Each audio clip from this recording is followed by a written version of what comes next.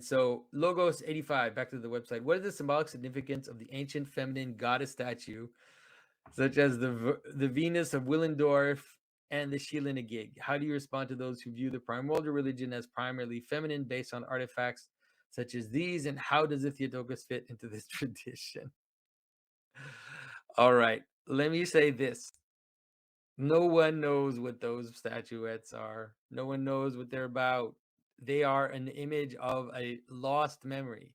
They are an image of something which is so completely cut off from us that it manifests itself as a total alien and becomes the space of every projection that you can imagine. That's the problem of losing memory. It's a problem of cutting the line of memory, of tradition that binds you to the past.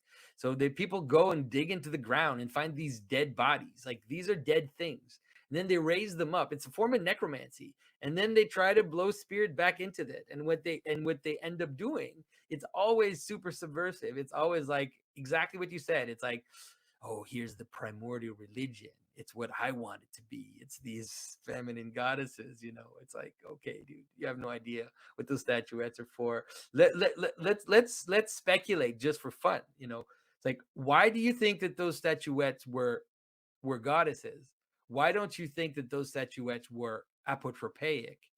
That is, maybe they were gargoyles. Maybe they were magic monsters, and that's why they're so huge and fat and weird.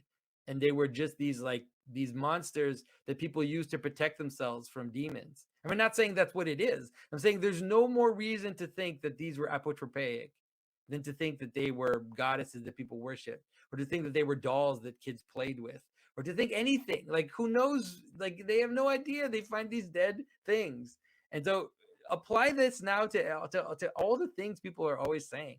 You see the same, like, people finding things on Minos. They found these like snake goddesses. They don't know what they are. They find these women holding snakes. All right, okay. You have no idea. There's no tradition. There's no link. And so you'll see it, like, archaeologists are necromancers, like, constantly. And what happens with the necromancy is that they just project their fantasies. And so these types of statues have been used to kind of undermine Christianity and, take a question of what really was the primordial religion. Maybe it was this feminine goddess. It's like, man, it's all, you have to see that it's all narrative twist, and it really is a kind of magic trick that the necromancer is playing on you. It's like reviving these dead bodies with his own spirit and making it speak like a marionette, to speak their own philosophy and their own ideas.